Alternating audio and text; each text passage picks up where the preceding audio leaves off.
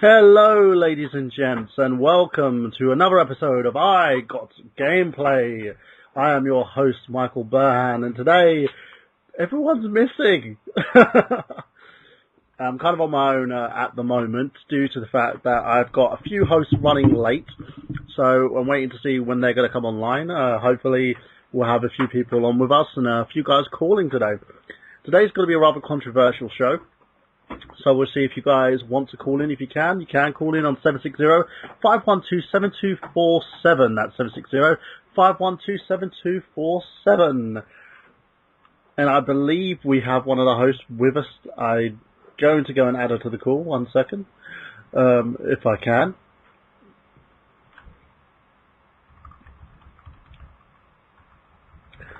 But before we do that, let me just bring us over to the news section today, because what else is there to do? I can't really introduce people. You know me, my name is Michael Burhan, and we have someone from 845 area code calling in. Give us a couple of seconds. Hello, caller, you are live on I Got Gameplay. I have a name. It's not caller. It's Mr. Payton. Mr. Payton. How you doing, boss man? Absolutely tremendous. How you doing, bud? Pretty good. I'm actually on my lonesome at the moment without any other hosts. Everyone's decided to run away, but we'll see if I can actually get get someone in. Don't they know that IGG is the place to be?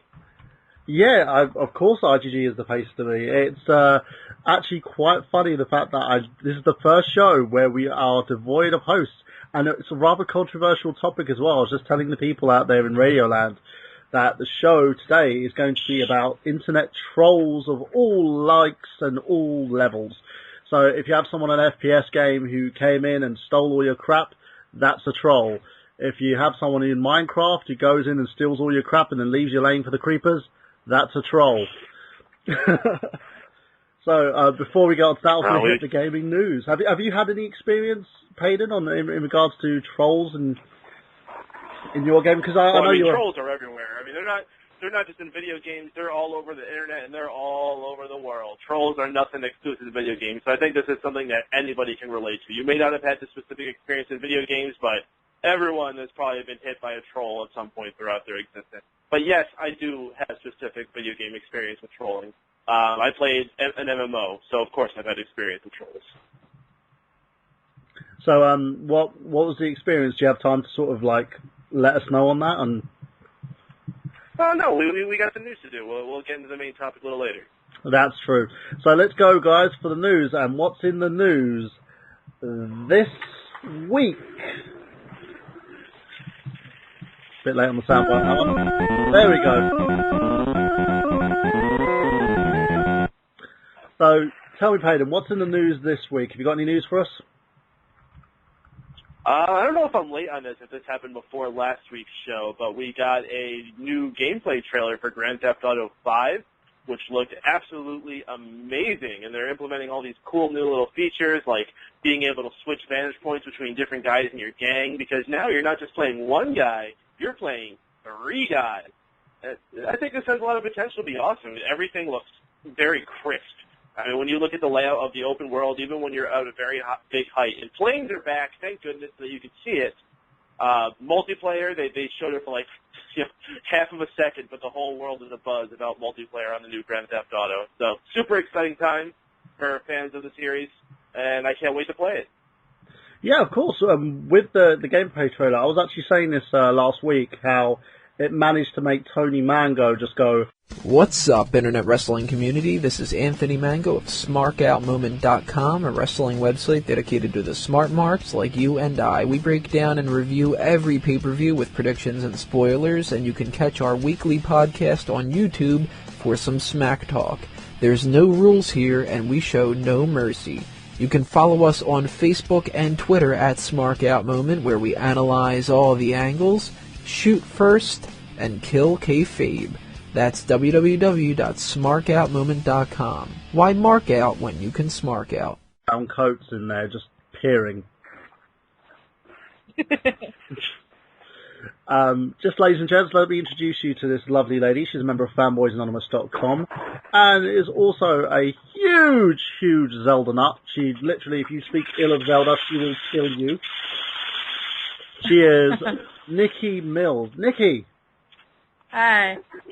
So, we are doing the news section today, and I was wondering if you've got any gaming news for us. Do you have any? Not really. There hasn't been anything really exciting the past, I guess, month and a half. Well, I think I can do something that can get your blood boiling. Did you hear about the Xbox One petition that's been going around? I have not, actually. Apparently this is a big thing. I've lost track of Microsoft. Well, I just don't care. Gamers are stupid. I don't understand. Not you, Nikki, the people who want this petition. Yeah, it's a funny thing because what's happening at the moment, there's petitions going around. Apparently there's a few of them circulating, and this particular one, has over 5,000 signatures, and it's for people, these gamers, so to speak. I just call them nut jobs. They want Microsoft to turn everything back and reinstitute this whole DRM policy so they can have their family plan back. What? Yeah. What kind of shit is that? It made me laugh. I was sitting there just laughing my head off because I originally saw this from Alpha Omega Sid, and then Mr. Payton here posted it on the Fanboys forum, and I was like, oh my god, it's true. There are people out there who just... who are purely... Well, no, we know Chris Jester, who was a long-time supporter of the original format that the Xbox One was coming out, and when they made the switch and they took away that family share, he actually got genuinely upset, and I haven't heard him talk about the Xbox One since. Yeah. There was are people who feel that strongly about it. There was a long period of time where him and I know Sean Mitchell also they were trying their best to bring up the Xbox One for the longest time. And finally, I think it just kind of fizzled out when just more and more shit happened and all the backpedaling. So, I mean, I can understand if you've been an avid fan of Microsoft, it's kind of hard to bear any kind of negative attention to it. But, I mean, all I can really say is shit happens. Well, I want to go into defense of Sean on this one, because he was actually an advocate on the other side for the PS4 and totally shunning the whole Xbox One DRM policy. It was actually one of our former co-hosts, Nick Abrams, who you can actually follow on Joystick Jerks, ladies and gents, if you want to check out that show. Cross-promotion, there you go. The thing is, Nick wasn't just, like, supporting it, he was being a major asswipe about it. Like, I love Nick to death, don't get me wrong. He's a great guy. But there are some things that just kind of got shoved around, not just by him, but by a lot of people. And a lot of tension tends to swing around Fanboys Anonymous, I've noticed, whenever things like this, when you have to pick a side, not everyone's going to pick the same side, and it rubs people a little raw. Like I was saying with Chris Jester, the same thing as well. I mean, everyone has their opinion, everyone has their preference, but, I mean, there was a lot of shots in the dark. Yeah, it was one of those things where I think, especially with us on fanboysanonymous.com, we literally, I don't think it was divided, I think it was, sorry, I've got someone picking up trash behind me. It was two guys against the four of the forum, because I think Jester and Nick were the two of the biggest advocates for this. They were sitting there going, I don't see what the problem is, and this is fine. I mean, it's the future of gaming. They had their reasons to like it. Like I said, everyone has their preference, but there were a lot of reasons for people to dislike it as well. And I think that's what just kind of rubbed a few people the wrong way. And I will admit, PlayStation themselves were kind of, I guess you can say, immature about the whole situation. And I mean, I get it once you know that your competitor is going to be drastically hit in sales, causing you to rise up in any source of financial aid. You're going to get cocky about it. And they definitely did at the E3 press conference. They were basically feeding the audience. They knew the audience was liking it, so they just kind of acted like a bunch of 12-year-olds, really. Well, the main reason behind it, though, there was a rumor going around. I don't know if there's any truth to this. When they were unveiling the PlayStation 3, and when they were doing like their whole publicity stunts for it and stuff, because they had this whole boat party for it, Microsoft came in and brought a boat of their own and had a big banner for the 360 on it. So I think because Microsoft have been smug bastards about it previously, Sony are deciding to be like smug bastards about it this gen. And I can understand, it's like you're handed a win, so you're going to basically just go by the win. But in terms... It's called the console wars. Yeah. All right, wars. It's war. But in terms of like people who've been rather humble about this, Nintendo have kind of stayed out of it. They're just like, we're doing our own thing. Don't worry about us. We're going to release Game & Wario. And I mean, I think that's a good thing. I think a lot of the companies should be doing that. I understand competition is key and being on top of the board is key, but at the same time, I mean, it's just going to cause more and more negative publicity if you just kind of push yourself into that. I think Nintendo is doing the right thing by just like keeping to themselves and doing what they have to do to bring out more games, more consoles, whatever they want to bring in more money. Because I mean, all Microsoft and PlayStation is doing is just making publicity. And for the most part, it has been negative. So I mean, it's not really helping the case. So, I mean, I give props to Nintendo for just kind of being like, all right, whatever, and staying in the background. I think it's because, in terms of Nintendo, they always know that they've got a loyal fan base. Everything's kind of set in. In terms of like people like myself and Payton, for instance, who I've been a loyal Nintendo follower since Adam, since I was 5 years old. Had my NES, had my SNES. I always knew that I would get another Nintendo console, so I followed them from the N64 to the GameCube to the Wii, and now the Wii U.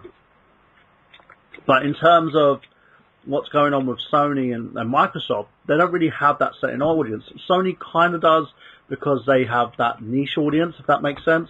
They have the guys who buy certain Sony-branded games and are affiliated with companies that are a part of Sony's gaming development initiative, like Naughty Dog, for instance, who released The Last of Us, which apparently they, 10 out of 10s from everybody. Because of that, they don't really have that rather loyal Nintendo family audience, and Nintendo knows that no matter what happens, they can at least create their own market, which they've done before with the Wii. So, in a sense, I think they just look at this war and think, okay, when it's not applicable to us, we don't have to worry, our brand's safe, you guys go out and do whatever the hell you want. Which is, brings me up to another topic actually, another news tidbit. Apparently, and I will say this as alleged, it's been reported that the Xbox One has been outsold in units in Canada by this funny little console that it's had its own sort of negative stigma around it, but it's kind of picking up steam. The Ouya. Wow. Yeah. I have not looked into anything about the, what is it called, the Ouya? The Ouya. Ouya? Well, Payton calls it, oh yeah! Like, I've seen it been posted on the Fanboys Anonymous page about it, and I haven't really seen anything about it until someone posted it. I'm like, what the hell is this thing? So I mean, it's kind of weird. At the same time, it's kind of cool that Android is coming out with something. But I mean, I haven't heard anything about it except for, hey, it's the Ouya. So I mean, it utilizes the Android platform. It was actually started as part of a Kickstarter initiative. Payton, you probably know more about this than I do. But in terms of the Ouya itself, it's one of those consoles that was in development for a while, wasn't it, Payton? I believe they started development on it about 2 years ago, and as you said, they started on Kickstarter, where they had people paying for it in advance before they get their system. In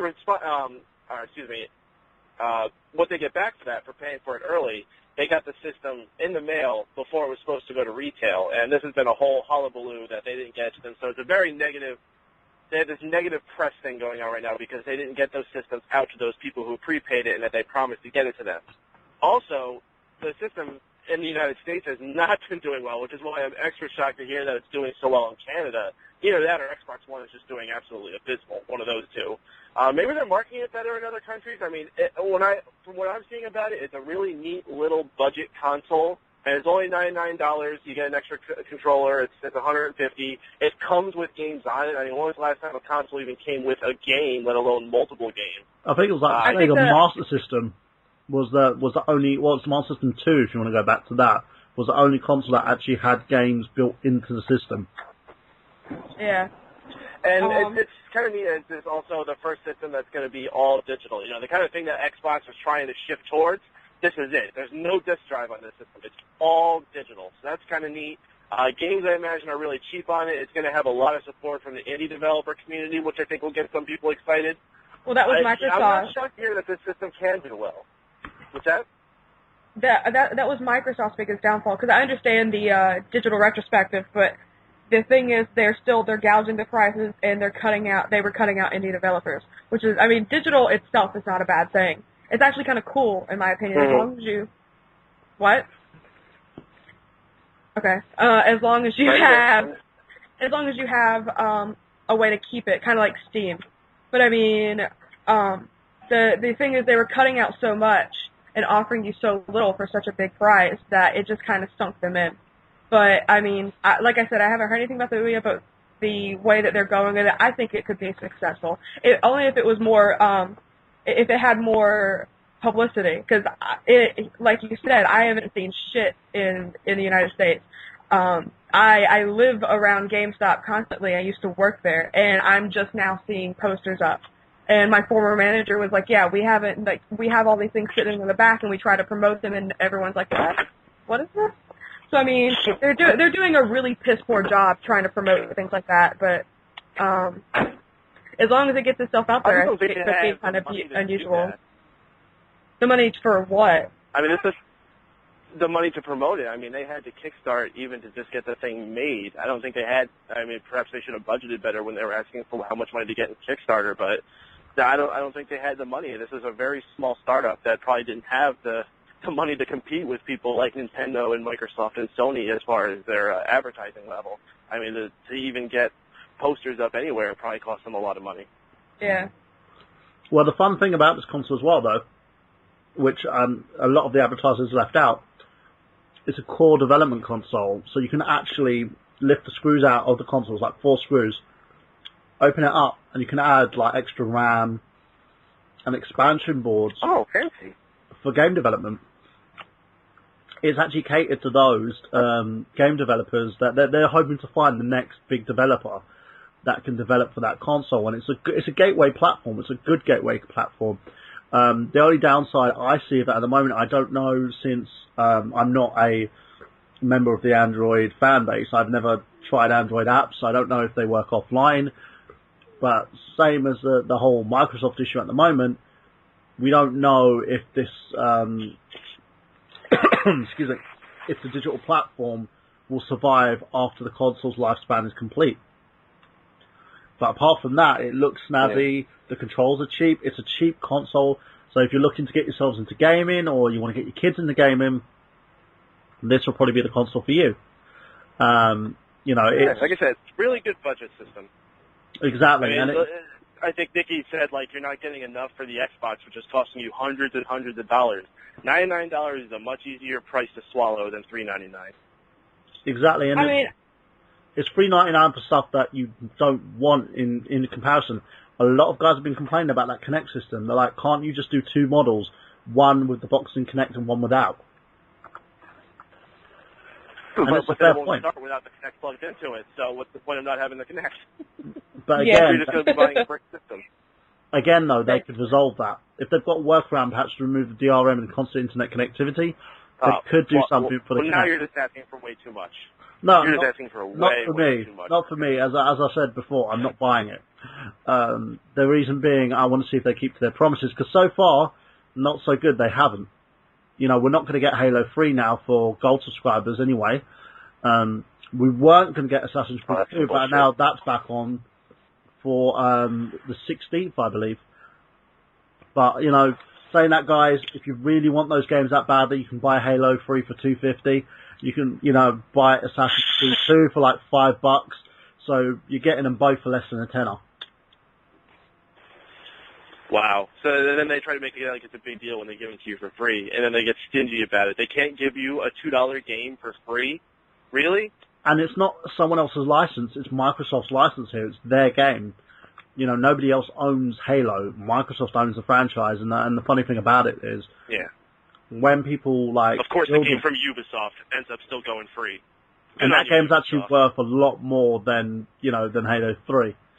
So it does make you laugh, and it's a standard Assassin's Creed 2. You can buy that game special edition for $5, for $7, I believe, and for $5 you can get the standard edition, which is one they're releasing on digital download.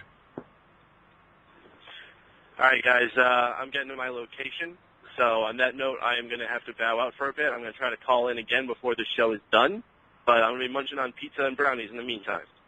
Well, have fun, Hayden, and good seeing you. Do you want to throw in any plugs, or are you going to do that for the next time you call in?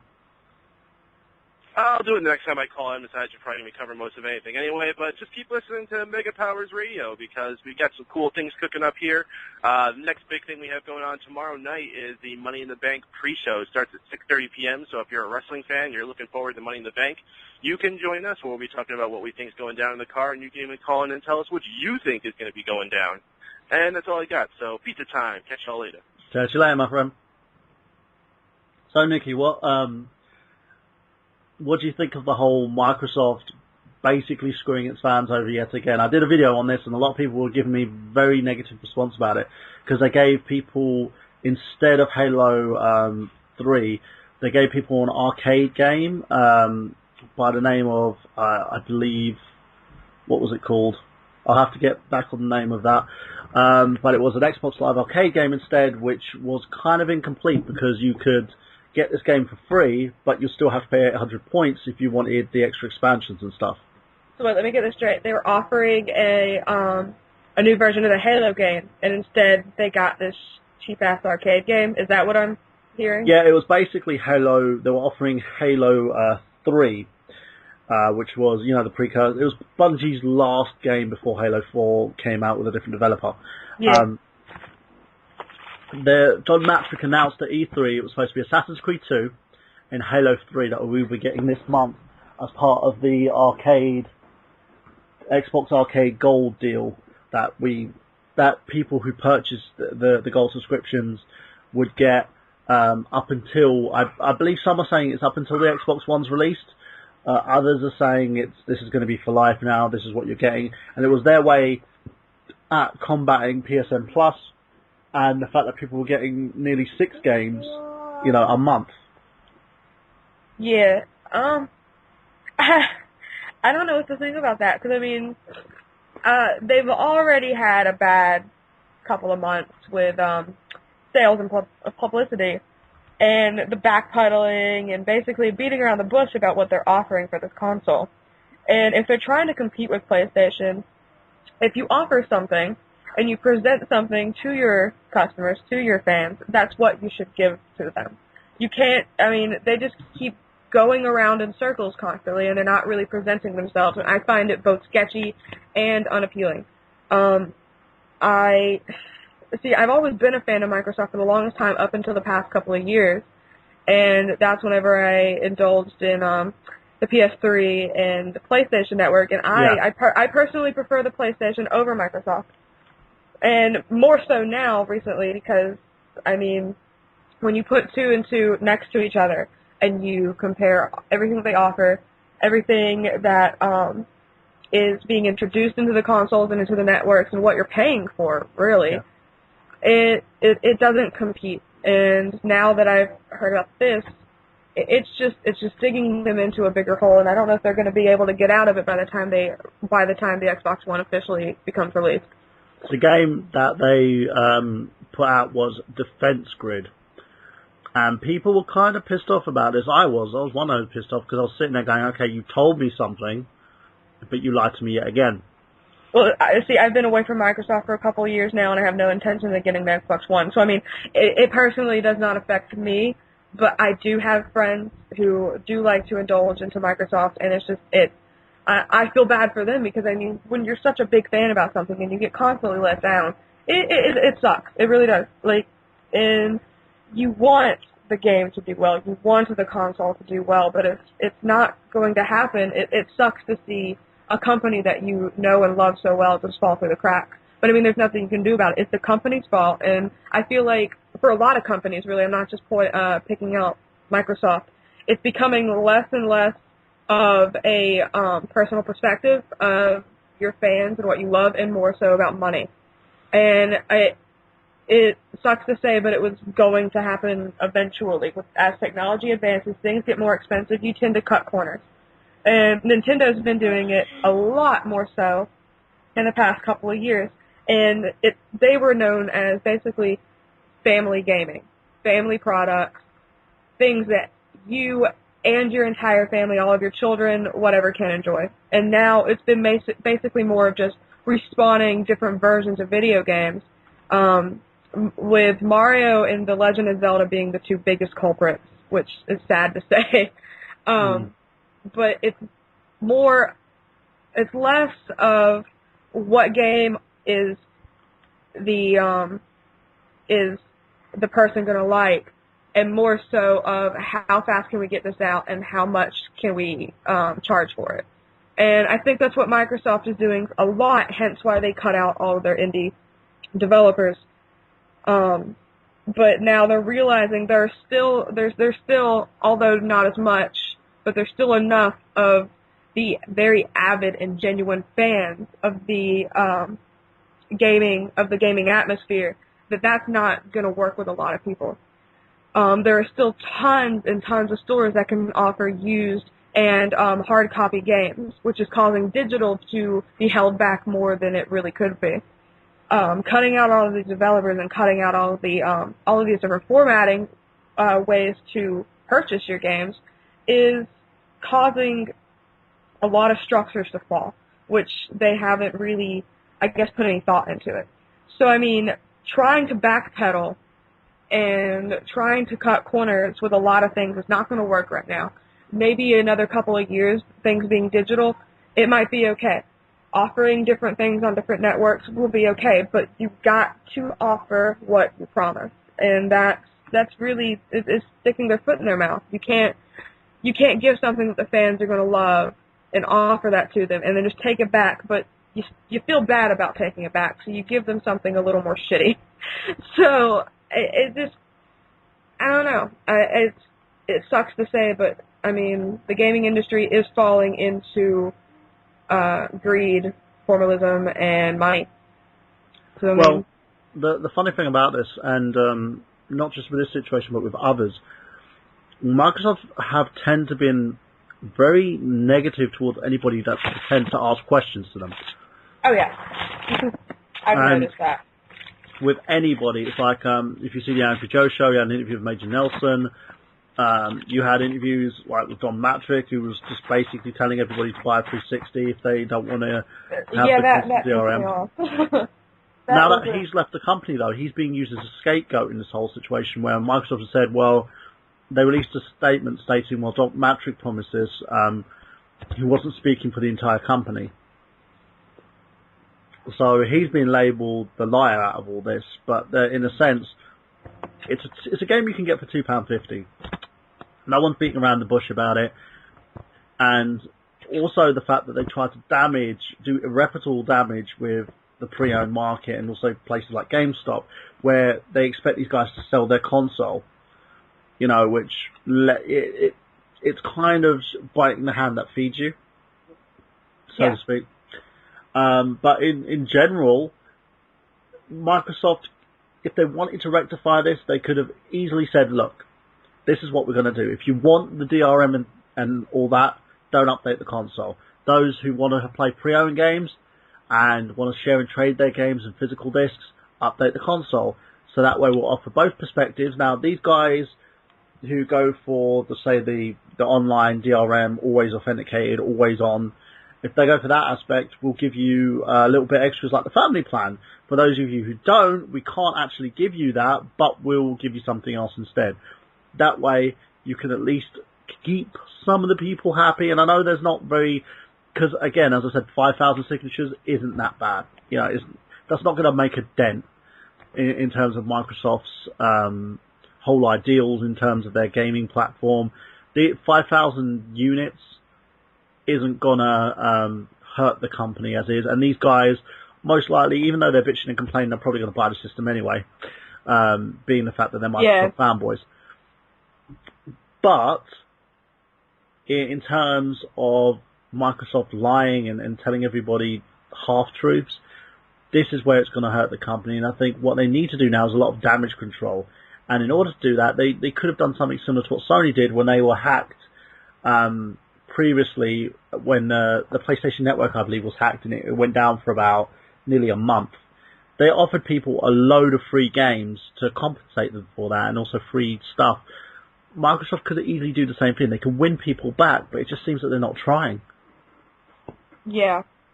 I mean, I don't really know what to say about the matter. Is more so than I already said about it. It's just, it sucks because, like I said, I used to be a very, very avid Microsoft fan. I grew up with Microsoft more than I did with PlayStation. And, I mean, like I said, it was bound to happen eventually. As technology advances and, more great opportunities to, present a very technologically advanced console, it's going to cost more money for them, and so it's going to cost more money for us. And the way for them to efficiently make money and not spend as much money into their product, they're going to cut little things out. Yeah, no, of course. But going from that now, this will lead to us onto our theme of today's show, which is gaming trolls. Now, these people are known as looters. They're known as a lot of swear words because people just really hate the fucking shit out of these guys. And let me explain to you guys who these guys are, because I did a sort of a brief explanation in terms of when I was talking to Payden about this. But gaming trolls are people, they go into games like FPS shooters, for instance. They go into MMOs. Recently I had one when I was playing a game of Minecraft. They'll go into your game and they will loot you. They will take everything that's important, like extra bullets, ammo, stuff like that, and then they will leave. And that sounds really shitty. they are the complete assholes in gaming. Some of these guys even go to the whole perspective of actually firing on their teammates, causing them to lose, and they're known as sleeper agents. I've personally never experienced any of this. I mean, I've always got the occasional 12-year-old shithead, but I mean, who doesn't? But I've personally never experienced that. I didn't know that was a thing. It's like looters of the gaming community. That's it's shitty, but it's actually kind of funny. I mean, well, the main name given to them are ninja looters. Really? Yeah, they have common looting practices. By exhibiting these behaviour, they may be labelled ninja looters. And this is from Wikipedia, guys. This is what I'm reading from. So if you want to, they have a Wikipedia page. They have a Wikipedia page. Looting treasures off enemies that a party other than his own has defeated but not yet looted. The situation could arise in a number of ways. That killing party could still be involved in the protracted battle with additional enemies. So basically, they're going off killing people. And these guys are looting bodies while these guys are still fighting. And what they do is they just go in, swoop in, loot people, and then run. Sometimes it's a guildmate's character in a party that is waiting for his arrival, who ends up killing him and then loots his body and legs it. It's, sometimes in shooters where they end up killing people on the same team and looting them. And as I said, in a game of Minecraft that I had, and this is what brought the whole theme about. Excuse me. I was playing a game of Minecraft, and I had like a friend of mine who was, because it's on the Xbox 360, you can allow your friends to go in and explore your world. He went in and made a beeline for my house, and as soon as I ran into the house, he was looting the trunk.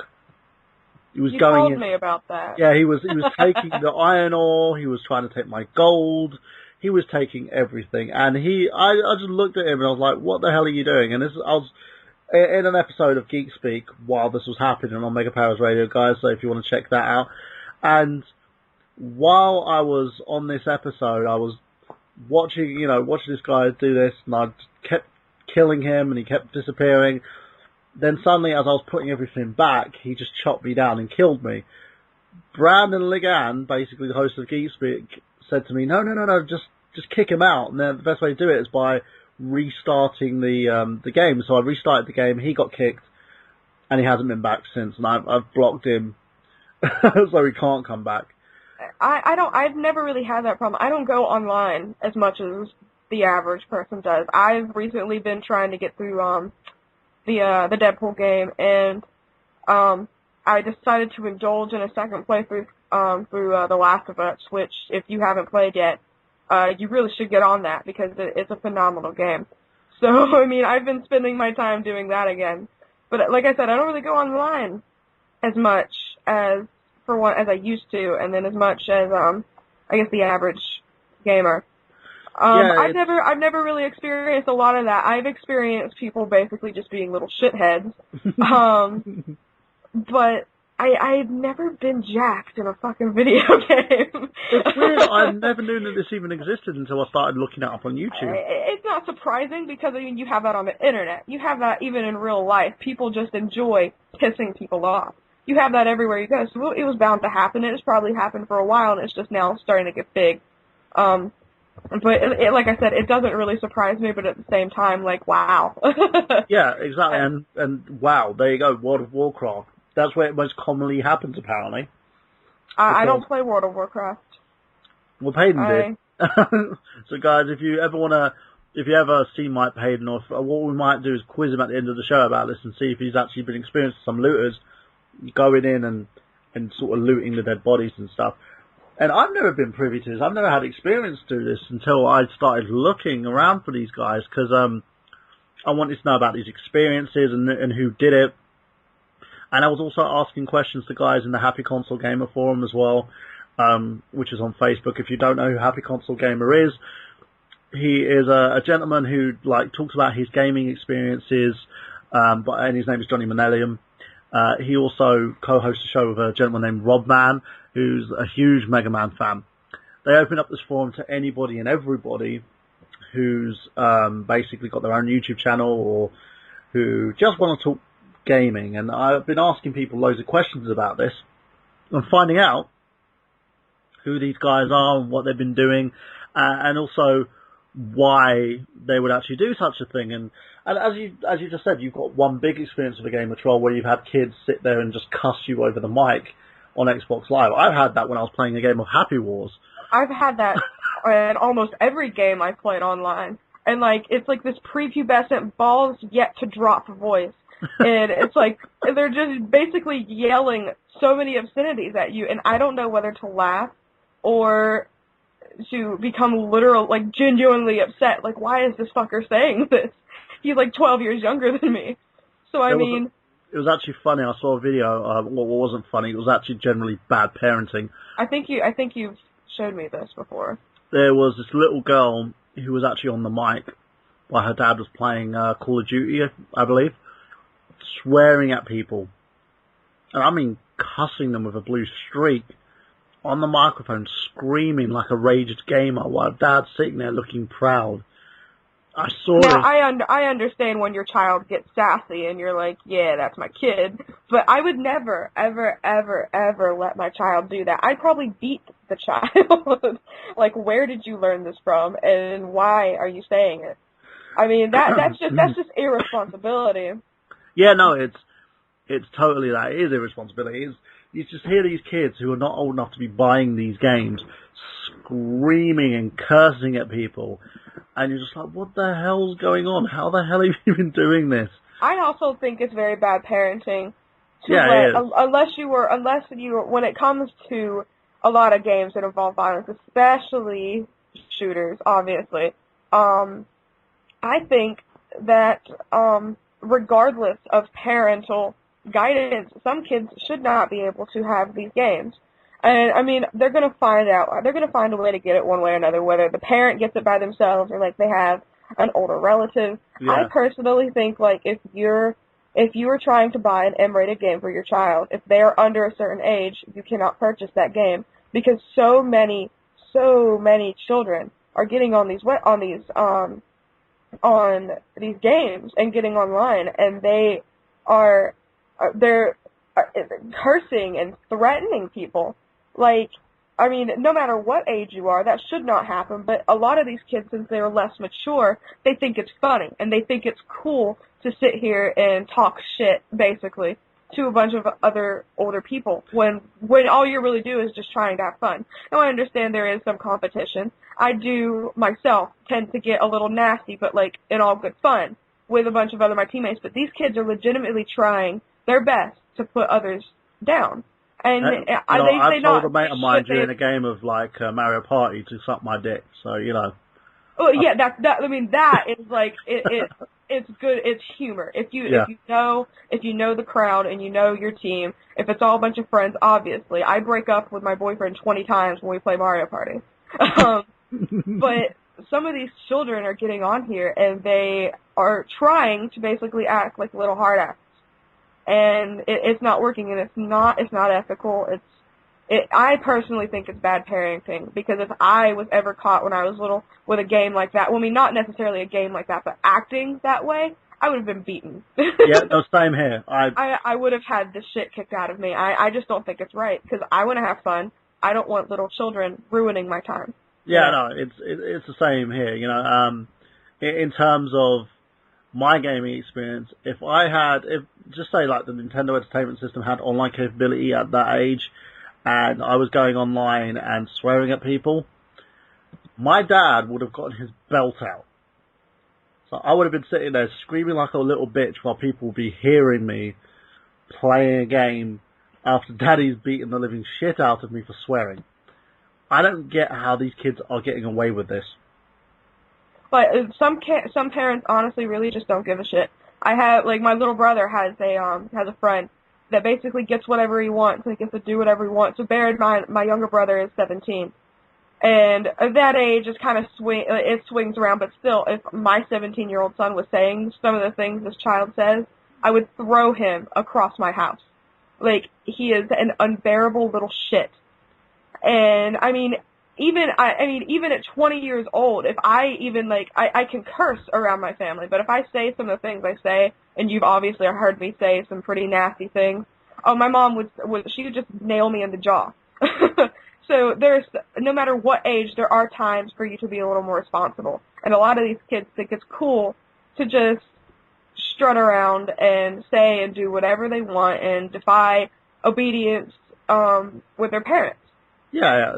And in some cases, it's funny. If you're, like, joking around, it's funny to be crude. Me personally. I mean, everyone else has their own opinion. But when you're trying so hard to act, I guess cool, and, like, disrespect your family or disrespect people in front of you to look cool, it's not right. I would, if it wasn't a crime, I would beat the shit out of them.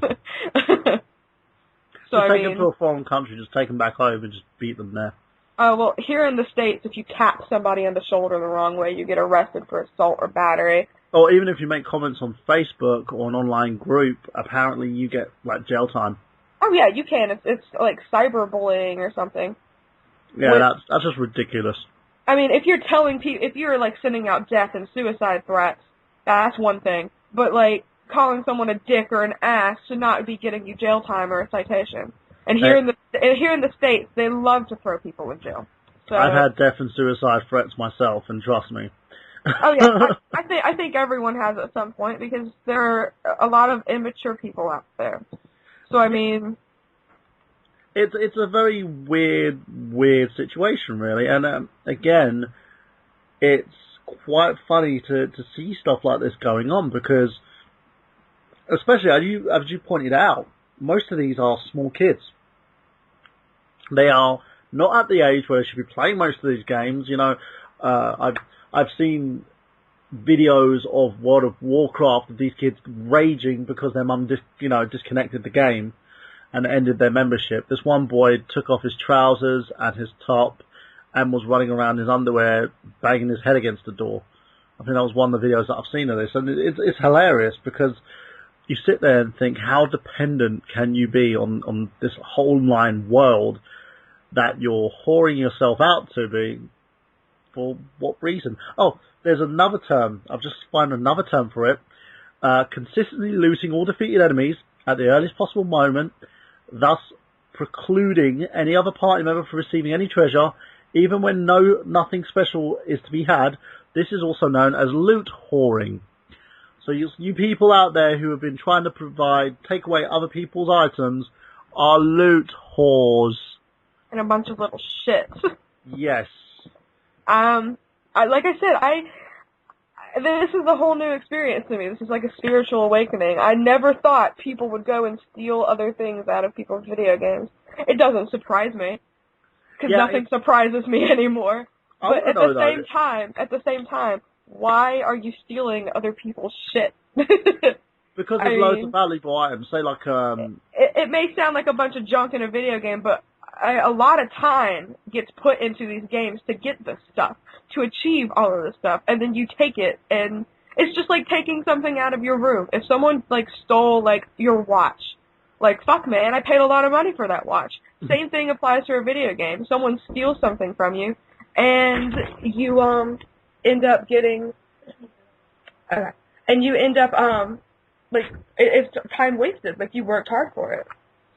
The funniest one I believe I've heard quite recently was there was a video game starship worth $9,000 destroyed in an ambush it's a game I didn't believe that people play anymore, but apparently it's still going, called EVE Online. Huh. Now, these people planned this out. They sent out a fake distress call to the person who owned the ship. They went to, receive these people and check it out. And, they attacked the ship and blew the fucking thing up. Wow. Yep. That is trolling to the limit. I don't really know what to say about this topic anymore, except for wow. And it was worth $9,000. Wow.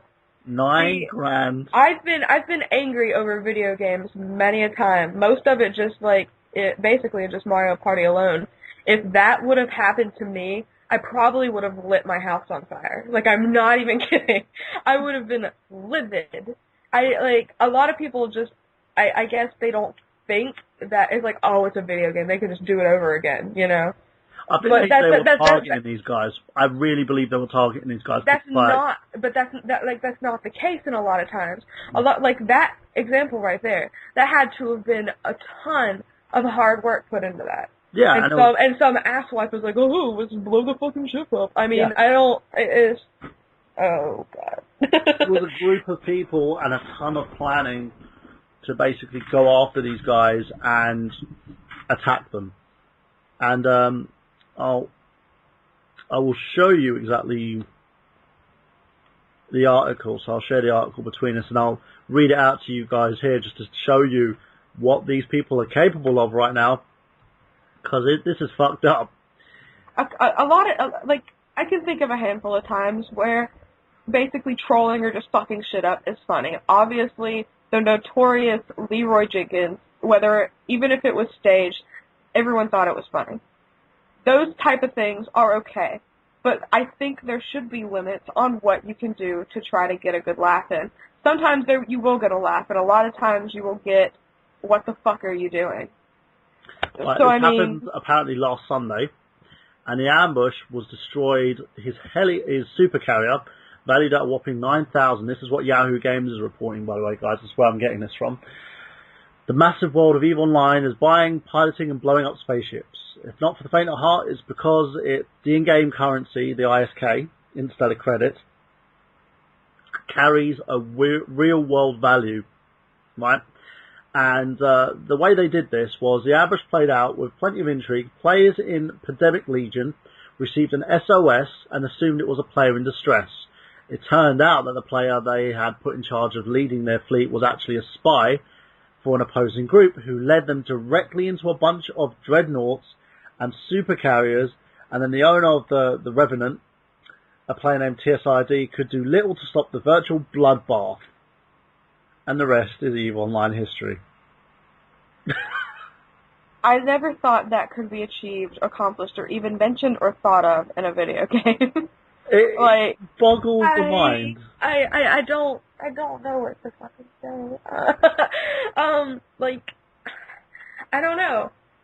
With great power comes great responsibility, is all I really have to say. When you have the opportunity to interact with people all over the world, courtesy of technology, the internet, whatever, it's going to be a lot of it for the good, and even more of it for the bad. Hence, trolling. No matter what social site, stigma, connection, whatever we will have, there will be a bunch of little idiots trying their best to ruin other people's time. I mean, it's one thing I like and I dislike about the internet. The internet, you get this opportunity to meet all these sorts of people with all these great interests, get online with them, interact with them, have a good time, and then you have others that do nothing but try to put people down, and it kind of sucks.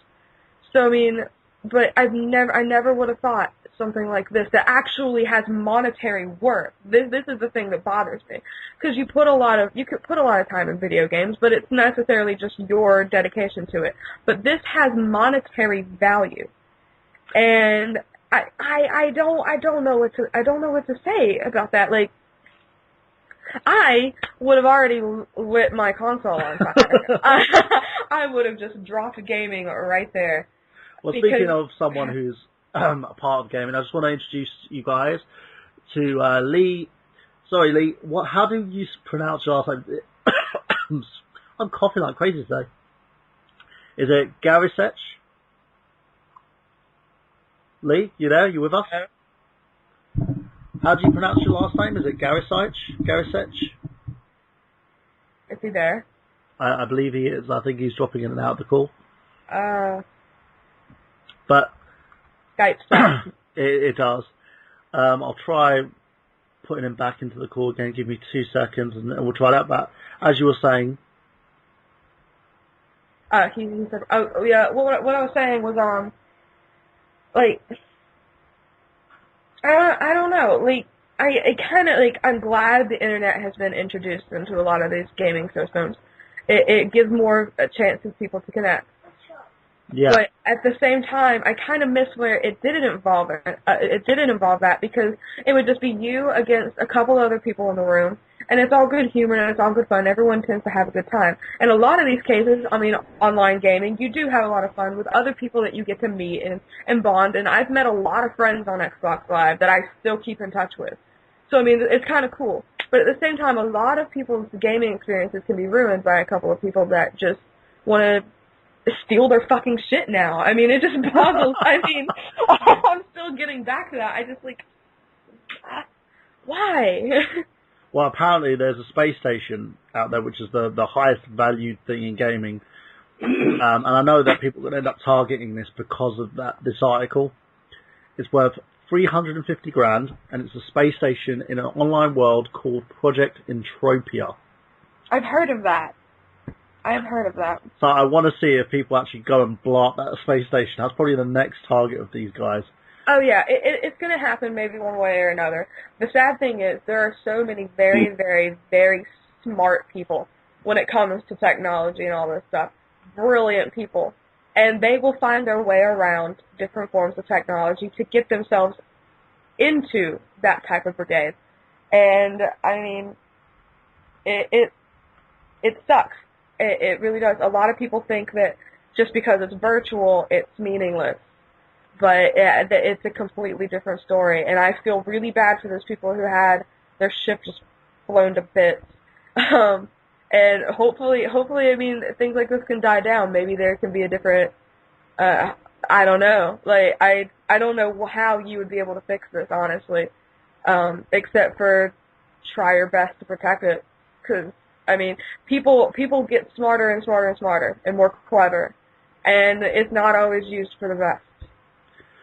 Yeah, this is the funny thing as well. I've been checking out about the Minecraft situation. Apparently, a lot of servers allow looting, so you can actually stop people from doing that.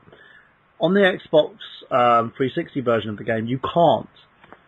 That's a feature that's been put into play. You can't stop people from actually looting your server and going into your game and taking stuff, but you can give them an invite-only option. So if someone wants to get in your game, you can say, okay, yeah, come and hop in, without them actually, hopping in and doing something. Yeah, but at the same time, people can be deceiving. You can make friends with someone, and then you invite them in, and they steal your crap. Yeah. That actually happened to me on Animal Crossing, but it was actually by a friend. It was just kind of humorous. But it shows an example. You let them into your town on Animal Crossing, and they steal your fucking flowers and things, and your fountain that you worked ever so hard for, Ronnie Brown. And, I mean, it's humorous, and for the most part, if you know the person and you know that they're just picking at you. But that's an example. You let someone in, and they basically destroy your life. So, I mean, it would help with the invite only. It can help, but it's not going to completely make it go away. Yeah, that's another thing in terms of this. You never know who you're actually associating yourself with in terms of gaming, so to speak, in terms of if their person's going to be looting you or if they're going to actually be a friend. I'm checking about loads of different MMORPGs at the moment, guys. I'm checking exactly what's been going on in these kind of games and why people want to loot. I think it's the notion of kind of empowerment. Same way in, a really weird comparison, bullying in the real world, per se. When you get to do something that overpowers or takes away something from someone or entitles you or makes you feel superior, it's going to give you a big head. And a lot of these people like to go in, mess with people, loot, per se, or troll, and if it actually gets to the person or upsets the person, it just makes that one person feel even more stronger. And it makes them want to go out and more and more and more, and maybe to an even heavier degree. I think it's a psychological notion of empowerment, honestly. All these little nerds in their basement or little 12-year-olds sitting there in their room wait before 9 o'clock with their curfew, just trying to make themselves feel even better about themselves. And a lot of times I've noticed the power of the internet. It makes you feel like you have the ability to be better than you actually are. Yeah. There was this one guy I had met on Xbox Live, and he was the biggest piece of shit I've ever met in my entire life. He was a 41-year-old still living in his parents' basement, like the epiphany of a geek. And he would always try to message girls and tell them how big of a whore or a slut they are, how they should just go die, and they're nothing better than just a piece of meat and whatnot. And it's it can really get to a lot of people. It's not right, but he makes himself feel stronger, or I guess more dominant, when in real life he's a hunk of shit living with in his mother's basement still, being babied. Oh, and it's my God. So I mean, I think that's a big part of it as well. If you genuinely upset someone, it can make you feel better about yourself. But I mean, in reality, it's not doing anything. Well, let's talk about another part of this subject as well. PvP cheaters. There's more? Yeah, there is more. There are PvP cheaters. Basically, I can sort of adhere this to the fact that I've played games like Mario Kart, for instance, in the Wii. That game has a potential of being hacked using a cheat code system called Ocarina. Now, before I go into that, I just want to introduce everybody to a gentleman who's been on the show last week and is on this week. Lee, how do you say your last name, Lee? Is it Garasich? Yes, it's Garasich. Garasich. There we go, so I know for future. But yes, Lee Garasich. Wait, where are you from? I'm from the United States, Pennsylvania. Oh, really? I'm in New Jersey. How sweet is that? Lee, Nice to meet you. Nikki, meet Lee. Nice to meet you. Nice to meet you too. So Lee, I'm sorry I missed out on the conversation earlier. No, it's totally fine, dude. We can bring you up to speed. We're talking about gaming trolls. And more specifically, we were talking about a portion of these trolls who like to loot. So they'll go into your game, they'll loot whatever they can get out of you, and then leave. Some people don't understand that anonymity is no excuse for idiocy. Yeah. We've actually found a couple of names for these people called loot whores and also ninja looters. Apparently this is quite common in games such as World of Warcraft, where they actually went into, say someone's having a battle, you jump in, loot every one of the dead bodies, looking for something good before the opposing team can do anything about it because they're in the middle of mid-battle with the other team. They would then leave. And it's quite a common place in games such as World of Warcraft. I was even looking up, there's forums dedicated to this sort of thing in PvP. There's forums dedicated to everything, as scary as that seems. I've seen some pretty fucked up shit on forum boards. So, I mean... It just needs a Tumblr. Yeah. You know what? I love Tumblr. You can go fuck yourself. I've never played World of Warcraft, but I am aware of that happens. It happens a lot on Final Fantasy XI as well, just not to the extent that I hear about it in World of Warcraft. But I mean, that's been going on for a long time, since I believe even EverQuest, good old EverCrack, still running these days. I've heard about that in that game previously, so it's obviously just it's a long-running phenomenon that's been going on. It's just more prevalent now, and it's affecting more and more games and more people. Well, why do you feel that it's affecting people that much? Do you think these guys think they can get away with it, and they're hoping to get something good that they could sell on, maybe? Unfortunately, I don't know if it's, for profit or gain, or if it's just more of being morbidly malicious, just trying to ruin somebody's day. I've seen both scenarios, so it's kind of hard to say. Well, I'm going to source you an article now that we were just looking at, and I was talking about where apparently in EVE Online, a video game starship worth $9,000 was destroyed. And it was due to the fact that these bunch of gamers, they sent out a distress call to this ship, this huge ship that this person saved up their pennies to buy and source. And what they managed to do was they had a plant on the ship who was a rogue agent for the opposing team, got this guy into a certain bit of space and then destroyed the fucking heck out of it. They've just shot this shit down, blew this shit up, and then the bloodbath ensued. I bet he cried for hours. Like I said earlier, I would have just lit my console on fire and be done with it. Oh, I don't want to. There's a funny thing in the comment where someone goes, "My thoughts and prayers go out to the brave men and women who perished on that spaceship." Does make me laugh. Oh man. And then someone else infers to using the Konami code to fix everything. But yeah, no, it does make me laugh to see the extent that these people will go to in terms of just making someone else's experience unbearable. And it's a lot of these forums and these gaming sites actually allow this to happen. They allow looting, to an extent, but I don't think they are aware of, or if they are aware, they don't know how to fix the fact that these guys come in and just loot someone's dead body quickly before the other team has a chance to get it. The winning team has a chance to get their spoils. And it's kind of,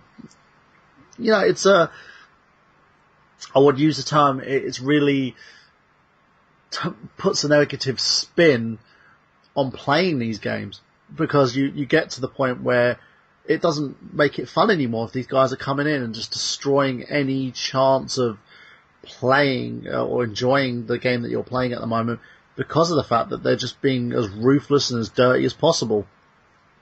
Yeah. I mean, I wouldn't want to play if I got my ship blown to bits all that hard work I put into that, if I had that destroyed just on a whim, I wouldn't want to play anymore. I mean, I wouldn't want to sit there and put even more time into it and wait, and like a big tedious process, and just to wait for it to come crashing down again. Yeah. And I think a lot of people don't a lot of the developers don't realize that. Like, the more they allow this to happen, they can have the number of people who are playing these games drop. Because people just don't want to deal with it anymore. Yeah, and that's the problem as well. It's gotten to the point where, in player versus player, if you're having these people coming in and just making your experience extremely bad, you're not going to want to play anymore. You're going to probably just find something else that you can play, or you're just going to leave the experience entirely. It's just, like, incomprehensible. I spent $5,000 for my car that I drive every day. I can't imagine spending, $10,000 on something that is basically programming code. Yeah, it's intangible. It's totally intangible. It's a lot of people put together. Oh yeah, it's basically just they have too much time on their hands. Yeah. But to them, it means a lot, and that's all that really should be accounted for.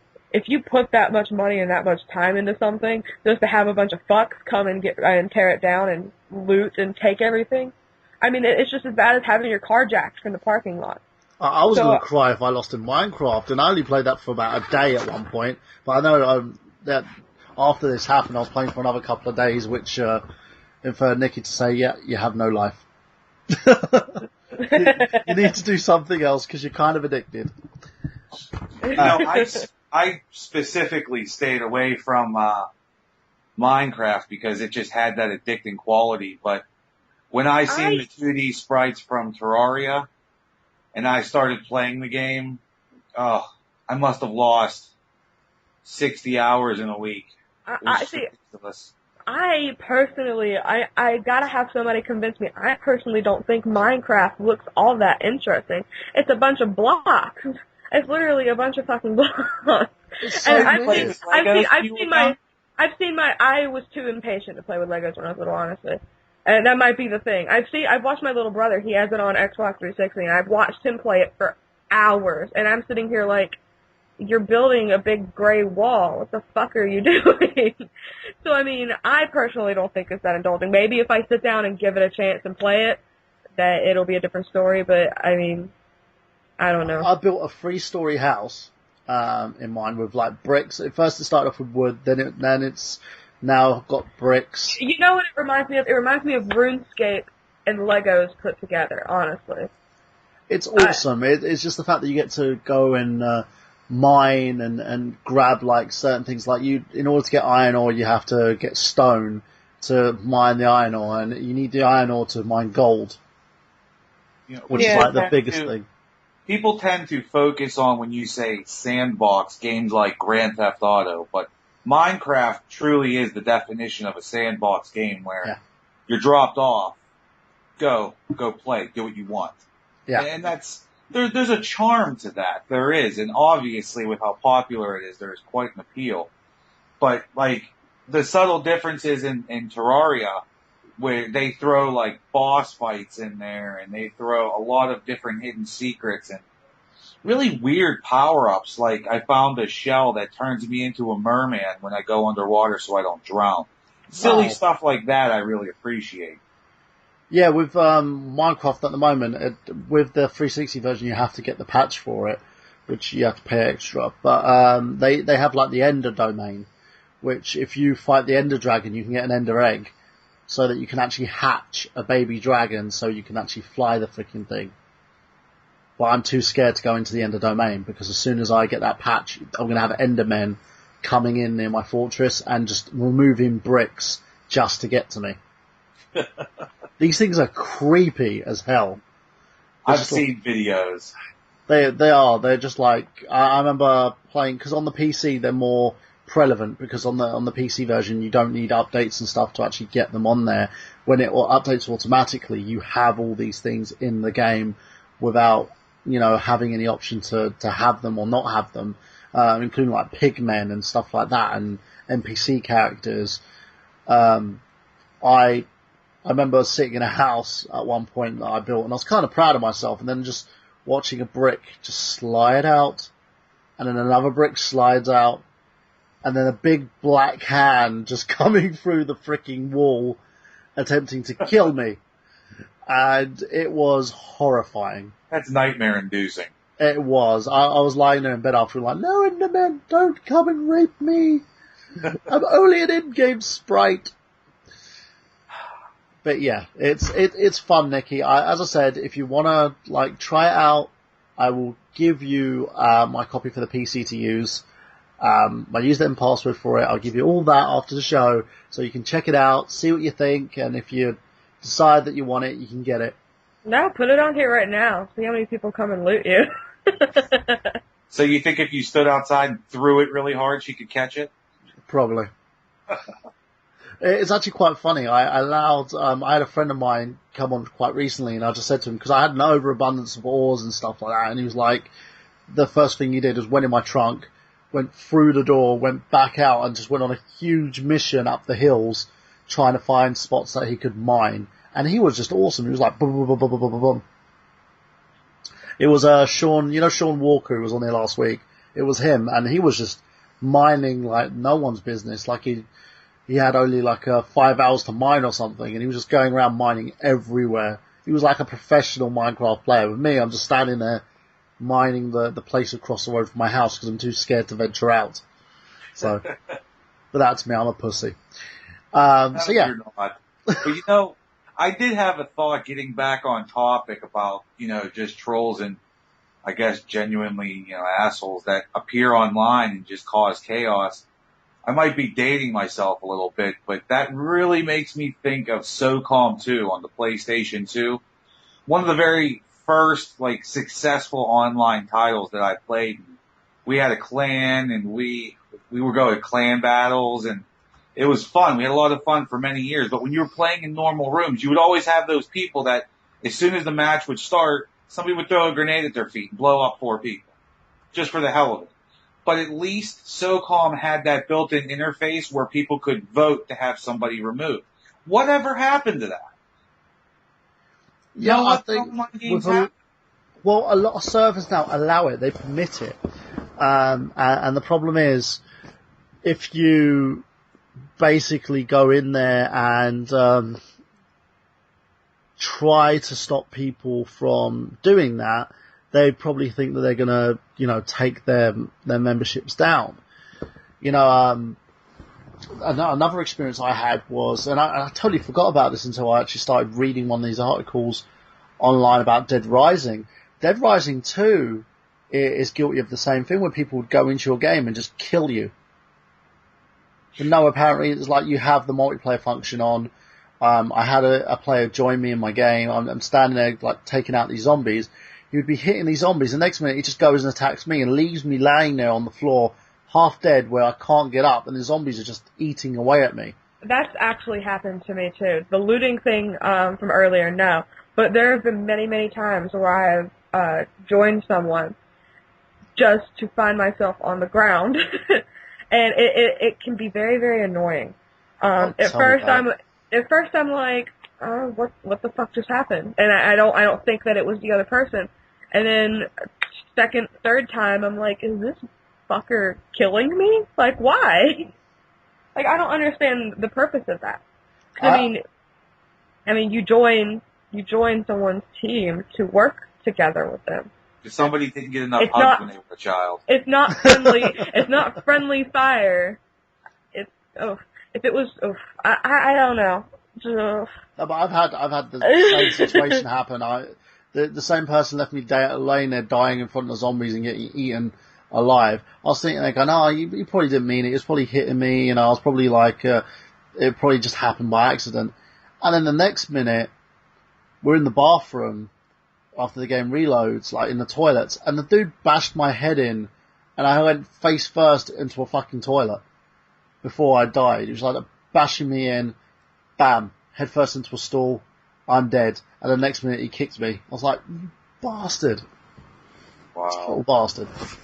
It's happened a lot. And another game that's prone to this, Left 4 Dead. That's annoying as hell.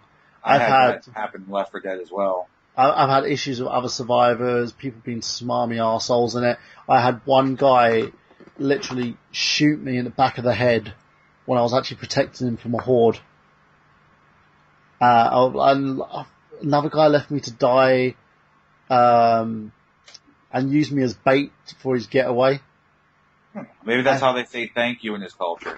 Yeah, it was ridiculous. I'm sitting there. Apparently, a lot of places like Xbox Live, for instance, and PlayStation, I don't know if they monitor it very closely as is, but if you report these people, they can then get banned from playing certain games.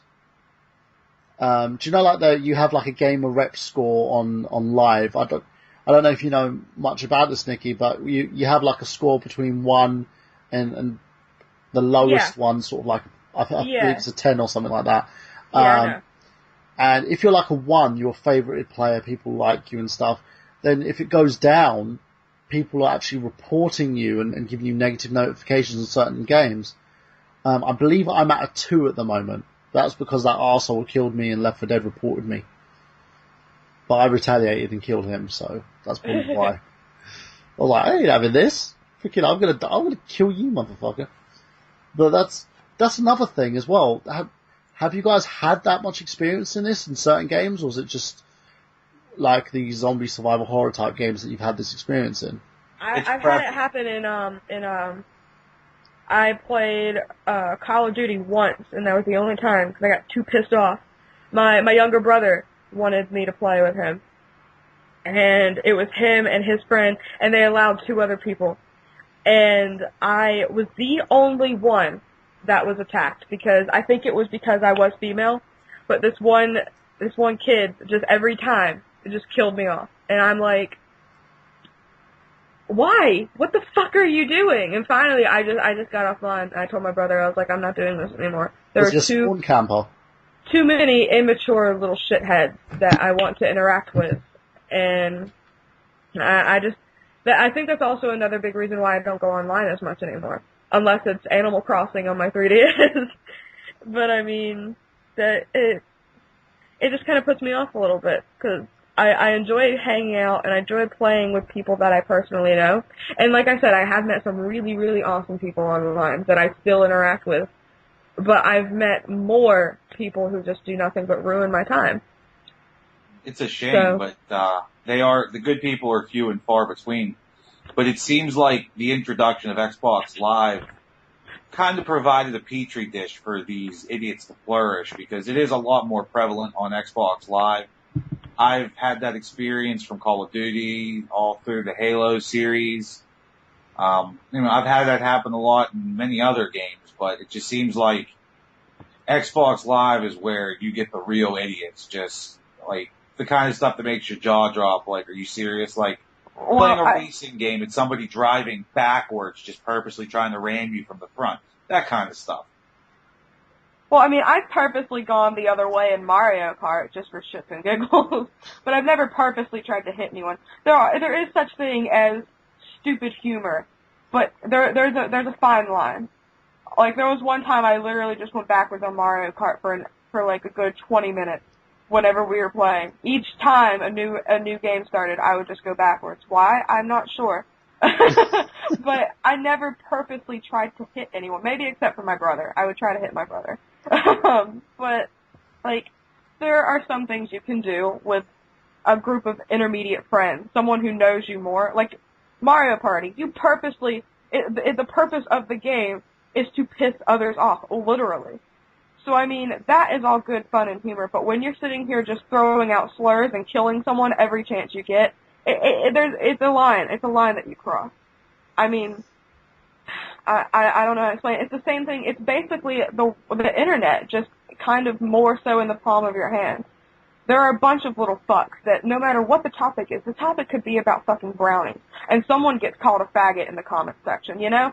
It always happens no matter what. You know what else Xbox Live is really good for? The most unique and just outrageous handles. Some of the names I've seen of Xbox Live gamer tags has just blown my mind. There was this one kid that we had comment. He we got an invite, and his name was literally Ass Destroyer, and the kid had to be 11 years old. Had to be. I could not keep my voice was shaking from laughing so hard. I could not interact with this kid. Xbox Live is not a good medium to raise your child by. Oh no, by any means. I agree with you on that. There are some ridiculous names out there. Ridiculous. Yeah, it's a funny situation. I think the one that I laughed about for a week or two was a guy called himself Boner Champ 69. I was just like, okay, that's cool. And then he sounded like a small boy when he was trying to beg me for Xbox Live credits. That's another one that really is my biggest pet peeve. When someone friend requests you on Xbox Live and then they start begging you for live credits for their friends or for gamer points stuff. The biggest thing is when they found an exploit in Castle Crashers and guys were asking me to pay them in live points for them to show me how this exploit worked. And I was literally like, I don't really give a fuck. I like playing the game. I don't need to know how this exploit works. I don't want to know where you're at 1999999. You know, and they're the worst. They would beg you for like gold memberships, for points, for loads of other little bits and pieces. Have you guys had experience in this? I have, but very few and far between. Were they usually little pimply nosed kids? I think I've had about 20 bad encounters online. The ones that don't include like intermediate friends and family, because those aren't really problems. They're trying to annoy me.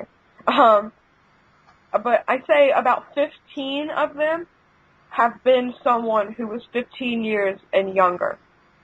The rest of them, I have had a couple of people like in their 20s and 30s, and like I said, that one 40-year-old guy, that just, it caused a lot of problems. But the vast majority of them were definitely younger little kids trying to make themselves feel bigger and more like the older kids. For some reason, like 11, 12, 13-year-olds think that people, like adults, like above 18, do nothing but send out like racial slurs, or are very prejudiced, very racist, very sexist. Like they, for some reason, think that that's all we do with our spare time, and that's, obviously not the case for the most part. And they try to make themselves kind of fit in when all they're really doing is making a huge ass out of themselves. Well, there's a funny one actually when I was on a gaming forum for Happy Wars. You know when you stand there, you're in the what's the word? It's sort of that team selection room where you're in the lobby and you're waiting until the game goes on, and people can actually speak on the microphones. I had the Connect mic on, and my daughter and my son were sitting there saying stuff. They're just being kids basically, and then someone goes, "Shut the fuck up, you little retard." I immediately censored it, popped my mic into my controller, and started cussing the guy into the Stone Age. That has happened to me before. Obviously, I don't have children. I was babysitting one time, and I was babysitting my little nephew and my little niece, and my niece now. This was a couple of years ago. My niece now is 5 years old, so she was very young, and then my nephew is now 9. And we were sitting here. I was letting him play Halo because I don't find Halo to be too bad. My older brother, has let him play Halo, so I knew it was acceptable, and as long as he was monitored. So I'm sitting here watching him, and I had Xbox Live going on, and we had a very good group online, and so I thought everything was going well. And my little nephew's sitting here laughing, having a great time, and someone literally said, "Someone get the little piece of shit off of the internet before I kick its ass." And I'm like, alright, what do? I can't cuss in front of my niece and nephew. So I sent them into the other room, put on a movie, kind of turned it up a little loud, shut the door, and just went off for like 5 minutes. Like, you don't do that. They're small children. What the fuck are you thinking? Yeah, just like, are you mental? Is that what it is? Do you have a mental deficiency that makes you swear at kids, you bloody idiot? Ladies and gents, I'd like to introduce another gentleman who's just joined us in the conversation. He's been a featured guest on Smart Out Moment, Mr. Jeff Croop. Hello, Jeff. How are you doing today? I'm good. We're talking about gamer trolls, by the way, and experiences with them. Have you had any experiences with people cussing you on multiplayer games, or people looting you in like PvP areas and stuff like that? Well, I have encountered people like spamming moves a lot. Like, what were they doing? Like, they just threw the same moveset over and over again, like the same move. Like, I was playing Injustice, and someone was like being Ares, and they kept doing that, like the same move over and over again instead of like changing up the moves. Like spamming. Yeah. That's happened to me plenty of times. I never play fighting games online anymore because they'll literally get you down and just hit the same thing over and over and over again, making you repeatedly stay down. Or even better, if they have a vast variety of long range attacks, they don't even have to fucking move. They just sit there and shoot you until you are dead. And it makes me want to break everything that I own because these people, like, I think it's cheating. Fighting games are supposed to be contact with each character. Yeah. And yes, long-range attacks work. Obviously, that's why they're there. It gives you a variety of different attacks, but if you're only using long-range attacks because you know you will win and you know that it won't affect you in any way, I think it's bullshit. I think you should have your head smashed against the freaking TV. Well, saying that, I can tell you a little childhood story that I have. And ladies and gents, if you want to join in the conversation, you can do by calling us on 760-512-7247. That's 760-512-7247. You can speak to myself and also the co-hosts on the show today. And if you don't want to spend any money, but you want to join us on Skype, you can do so by going to the Blog Talk Radio page and clicking on the Skype button. So, yeah, I can tell you this little story that I had when I was a kid. We were playing Street Fighter 2 on the Super Nintendo. It was myself, my sister, my oldest brother, and our middle brother in there. We're all going through, we're all getting beaten by my sister, and she was on a roll this time. And my brother came in there and decided to not only spam her, but talk to her at the same time while he was kicking her ass. And because it's not like the online games where someone can talk trash and not pay any consequences for it, so he's sitting there and he's chatting to her and going, oh, so I need to do this and this and this and this. Oh, by the way, I've beaten you. She slapped him across the face. And it was so funny, the expression. He just walked out the door and just went, and we were looking at him and go, what happened? He goes, she hit me! She hit me! And then she walked out of the room just really pissed off, looked at him and just went, that's what you get for talking shit. And then she walked on. And my brother was like, I'm still the champion. I was like, I just went, was it worth it? Was it worth it getting slapped in your face? And I think that's the problem as well, because you've got these, in a lot of these player versus player fighting games now, you have these guys who use about 3 or 4 moves at the same time, or use a kick. The worst one. Tony was actually saying to me that he's guilty of doing this, where they'll crouch in the corner and they'll just keep kicking you. It's like crouch kick, crouch kick, crouch kick, crouch kick, upper kick, crouch kick, crouch kick, crouch kick, upper kick, crouch kick, crouch kick, crouch kick. You're dead. I was just like, those guys would piss me off. It would get to the point where I just want to literally game rage on these guys. I've had an expensive pad or two get thrown out the window because of Street Fighter, so I refuse to play it anymore. But yeah, those are the worst. But there's another one I think that I should bring up as well. Following on your story from Mario Kart, game cheaters. Now, there's a system that you can get. Now, for those of you who are part of the modding community, you know I do like to mod myself. The Wii U has been, or the Wii, should I say, has been modded to the point where you can play games off a hard drive, and you can also utilize certain like additional software systems, such as a thing called the Ocarina. which is not the same as Ocarina and Zelda, for instance. It's a game cheating system, like game cheating, where you find the file that has the code written in it, download the file, pop it onto a SD card, pop it in to the Wii U and boot the game up using the Ocarina. And a lot of people would use these game cheats in online play, such as Mario Kart. Because these things weren't monitored by Nintendo, these guys would use a thing called the bullet bill cheat. Now, if anyone's played Mario Kart Wii, then the bullet bill thing is, if you're like way behind, you could use bullet bill to bring you straight to the front of the queue. People were using this constantly in online matches, to the point where a few people got caught and booted from it, but not enough. It was getting to the point where online play wasn't fun anymore. I couldn't play Mario Kart Wii online with people because I had some douchebag from China using that, or some douchebag from the Netherlands using that, or some little kid, like he was 11, using that cheat just so they could get an advantage over everybody else. I even had one match race where it was just 5 or 6 of these people using the same cheat. So everyone's ahead using bullet bill. So you had like scores of bullet bills going around you, causing the freaking room to crash. It was ridiculous. I've never had that problem on Mario Kart. The only time I had someone mess with me was, obviously, my siblings. Growing up with the vast majority of my family being boys, I have learned that if something goes wrong and someone pisses you off, all you have to do is punch them. So, of course, growing up with boys, they want to pick on all the girls. I was always at the shit end of the stick because I'm one of the youngest out of my siblings. And especially having 3 older brothers. And the other two older sisters never really played video games.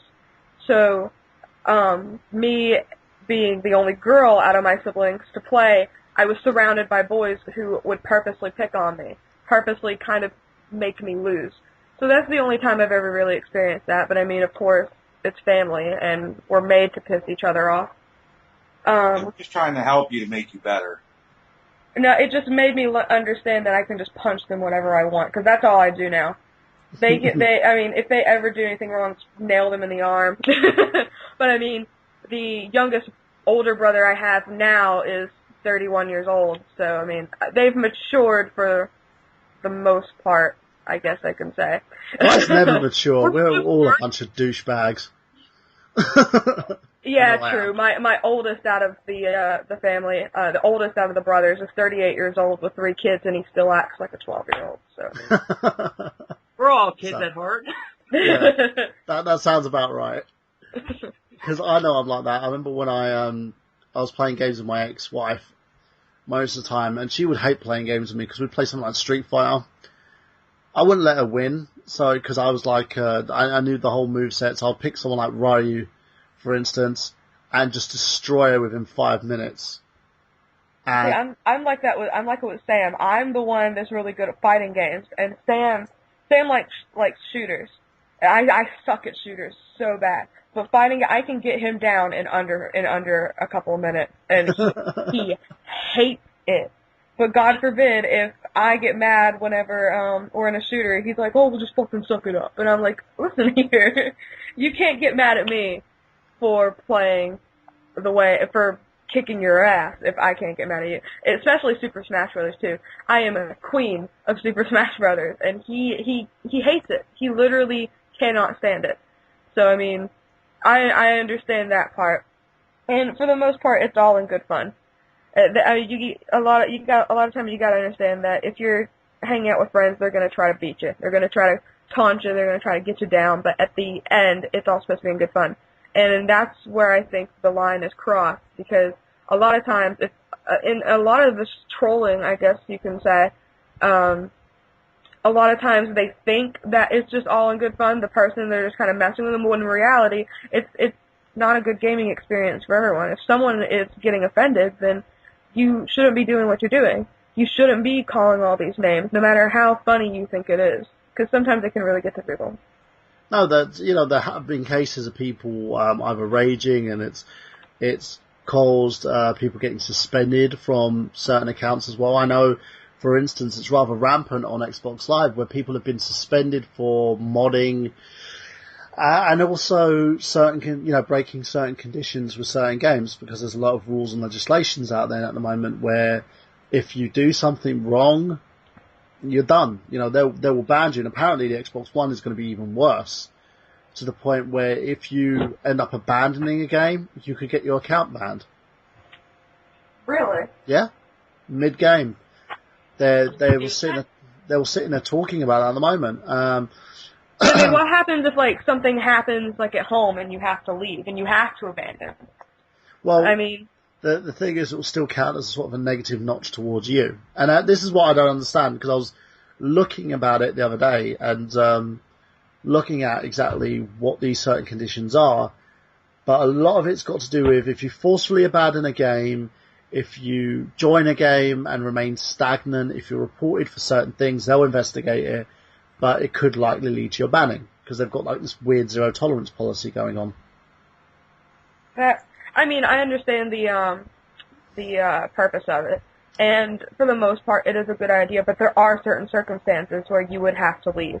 There have been times where I've had to leave mid-game. Of course, you will let them know, but there are a lot of circumstances that could lead to you having to cut it short.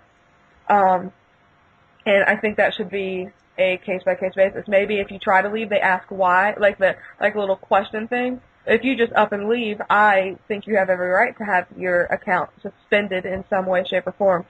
But I think they need to think that one a little more through before going through with it. Yeah, it's one of those things where you have to think about exactly how they're going to implement this system, because when they were talking about it before, as Microsoft always does, they tend to give you a half-truth without actually giving you the full story behind it. So for now, they're saying that there's going to be loads more things you can get yourself banned from in terms of Xbox Live.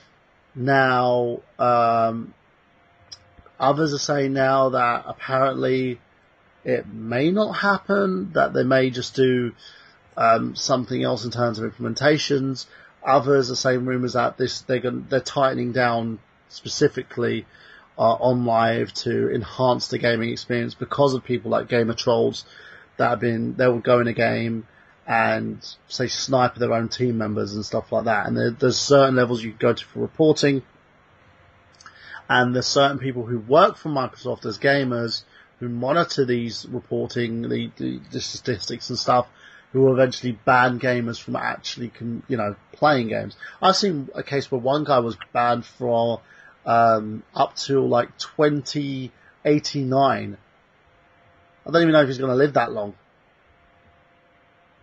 But apparently that's what it's going to be. So there's a very, very forward problem with that, because one, when you get online and you're in a match and somebody just straight trolls the heck out of you, or does something completely ridiculous, or causes you to lose, and then you go and you select, unsportsmanlike conduct.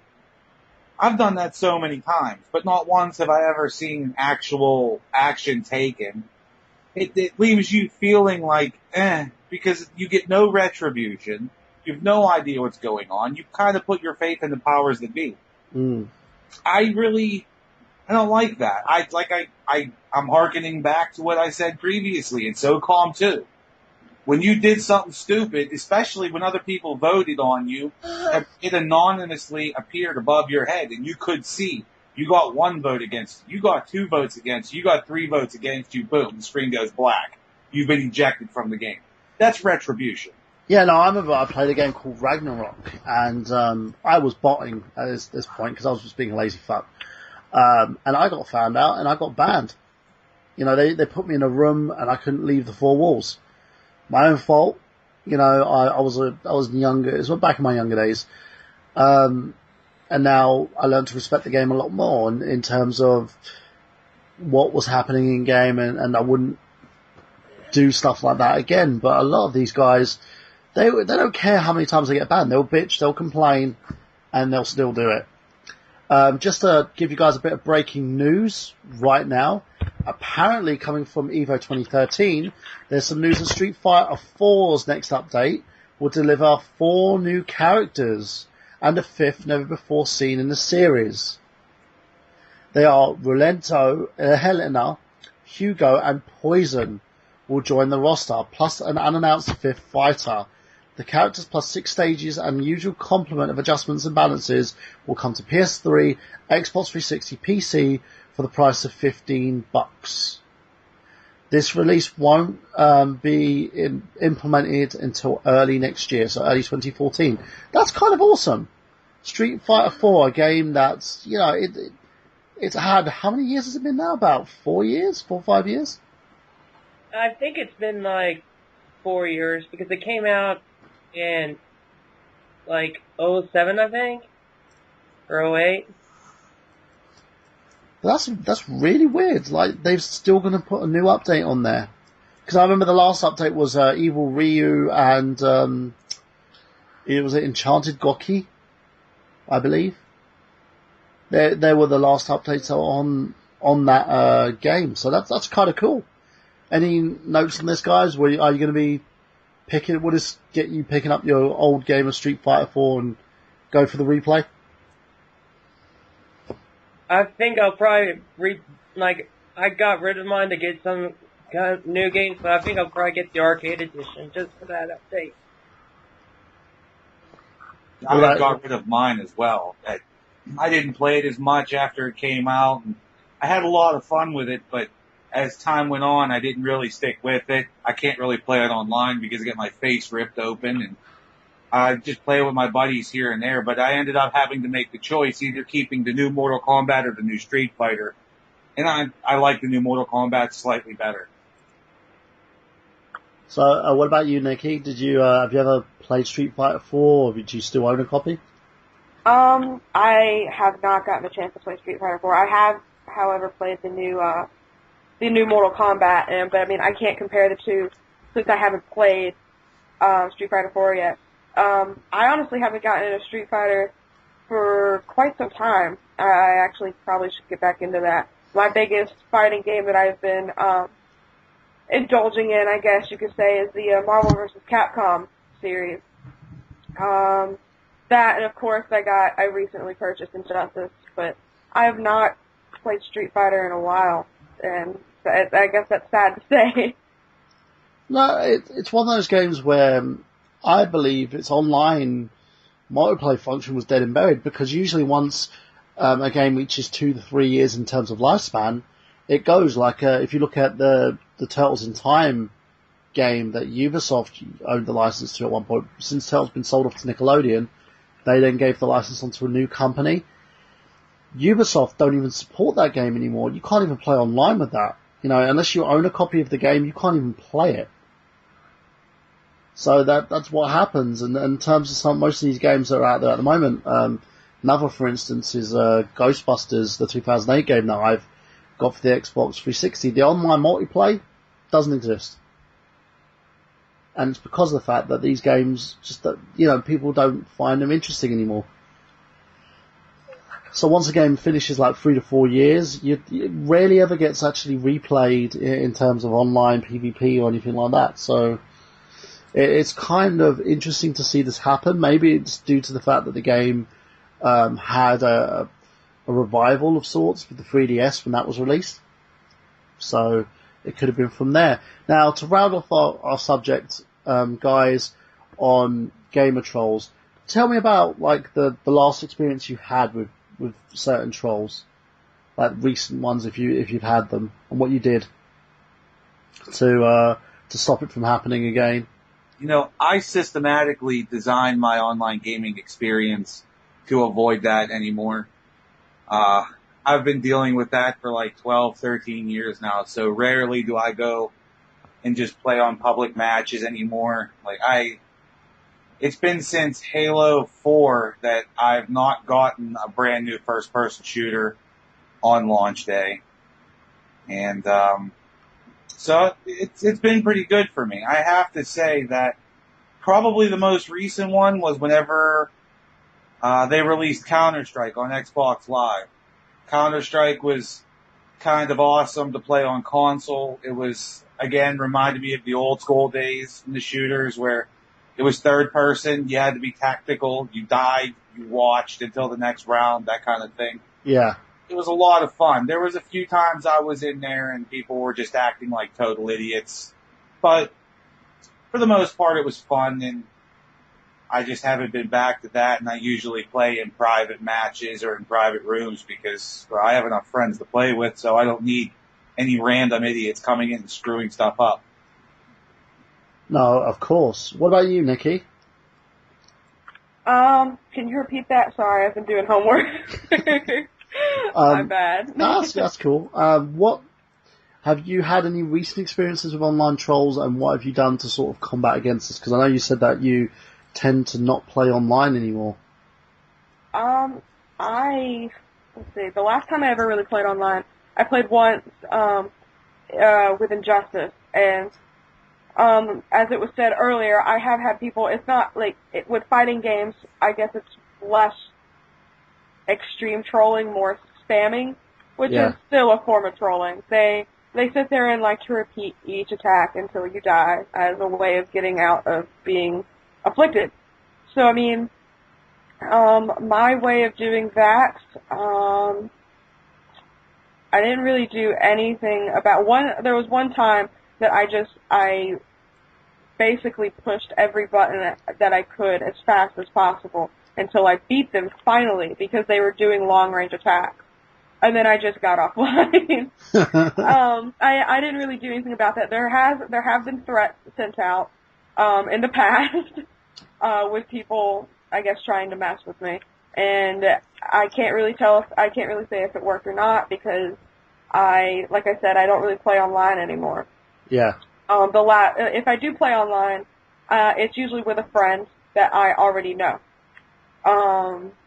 But trying to interact with new people hasn't been the best for me.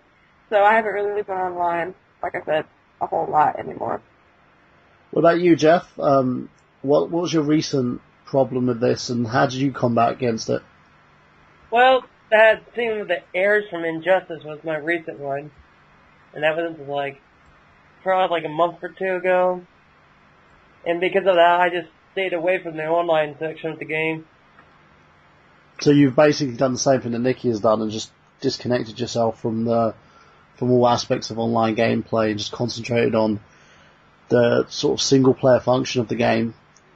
And this is kind of a sad thing, because if you think about it, these people are ruining the online gaming experience, and unless you're someone quite like Lee, who tends to cater his online experience around people that he knows, rather than those that he don't know, it's a shame that this keeps happening. And in terms of being a gamer myself, and everybody on the show is pretty much a gamer, guys on the Fanboys Forum are gamers alike, they don't like this happening, and they tend to sort of stay clear from anybody that tends to focus on this, and it's a shame. It really is a shame, because it ruins online experiences with people, and I really do hope that if Microsoft and Sony implement new procedures behind this, that it will stop this from happening altogether, and that these guys they'll probably end up getting confined to PC online PvP gaming, but it's better that they're there in places that accept it rather than in like avenues which don't, such as console gaming, home console gaming, where you just really want to enjoy yourself in a PvP experience, unless it's games like Last of Us, for instance, where that's all part of the game itself. I love The Last of Us. I do too. It's one, it's. I bought it for my brother, and I haven't looked back ever since. I actually trying to find this copy. like I said earlier, I'm going through my second playthrough because oh my god. Well, there's not even been announced a sequel yet. They haven't actually talked about it as of yet, in terms of being a sequel. But the game has received critical and financial success, so we probably will see another variation of that coming. And now from that, let's go to the plugs, guys. So, Nikki, you go first, as you're the first person who sort of jumped online with us. What have you got to promote? Have you got anything to promote, or what are you doing at the moment that you want to lay out there and let everybody in internet radio land know? I don't really have anything to say except for the fact that what I've really been playing recently, like I said earlier, The Last of Us. If you haven't played it, do it now. Go out and buy it right now. You should do a review for fanboysanonymous.com on that game. I haven't done a review since my review on the Xbox One. If you're a Microsoft fan, I highly advise you not to read that article, because a lot of negative input has been into that article on fanboysanonymous.com. Generally, Microsoft guys hate my guts. which is sad because I was an avid Microsoft fan. But anyway, besides that, The Last of Us. I recently have been also playing Deadpool. I'm a huge Deadpool Wade Wilson fan. But I do have to say, although the game's humor is spot on, the game is it's lacking innovation and it's very, very repetitive, especially with different fighting techniques. It's something you'd have to try out for yourself. The game, fortunately, is not as expensive as some of them. I think it's only $49.99 at GameStop. So get on that if you want to try it, if you like Deadpool. I mean, although the gameplay is still kind of repetitive, I still enjoy it, mainly because of the sick, crude humor. So, I mean, I advise you to at least just play it once, see how you feel about it. But other than that, that's all I've really been doing. I guess I keep most of my time on the Fanboys Anonymous page on Facebook. I do have a Tumblr, but I highly advise you not to go to it, so I don't think I'm going to give the URL out. So, that's about it. Well, saying that, she's also available on, in article form on fanboysanonymous.com, so if you want to check out her article highlighting the reason why not to buy an Xbox One, you can do on there. And, we'll go over to our next person, Lee. What have you got to plug? Have you got anything that you're doing at the moment, or you want people to check out? No. I just wanted to get one last point in on the topic. I can't get it out of my head. Reflecting back, multiplayer on Super Nintendo was fun, getting together, playing Killer Instinct, Mario Kart, Nintendo 64. It took it to another level with, like, GoldenEye. And then, all those things kind of seemed like they kept getting better. And the addition of the internet just sounds like it should have made it amazing. But how the hell did it go downhill so bad? The problem is an overall thought I have because of the discussion. It's been accessible to everyone. That's the problem. Yeah. That's the biggest thing. Everyone's been out. If you know how to use a basic internet system, you can go online very easily, go on and play games against other people, and that's what happens. And the problem is, like a virus, assholes spread rather quickly. Yeah. But I don't have anything to plug. Just to everybody out there, keep smiling, enjoy each day to its fullest, and never stop having fun. What about you, Jeff? You got anything for us? And that's very well said, by the way. Very optimistic. My life sucked a little less after that. Well, anyways. Meanwhile. I don't have anything to plug either. I've been on Smart Out Moment a couple of times. You might recognize me from those videos, but that's it. I play Injustice a lot, and the Dynasty Warriors Gundam game, Dynasty Warriors Gundam 3.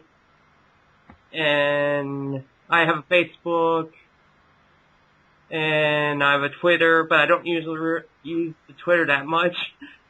But that's basically it. Well, as always, ladies and gents, you can catch us on I Got Gameplay every Saturdays at 8 p.m.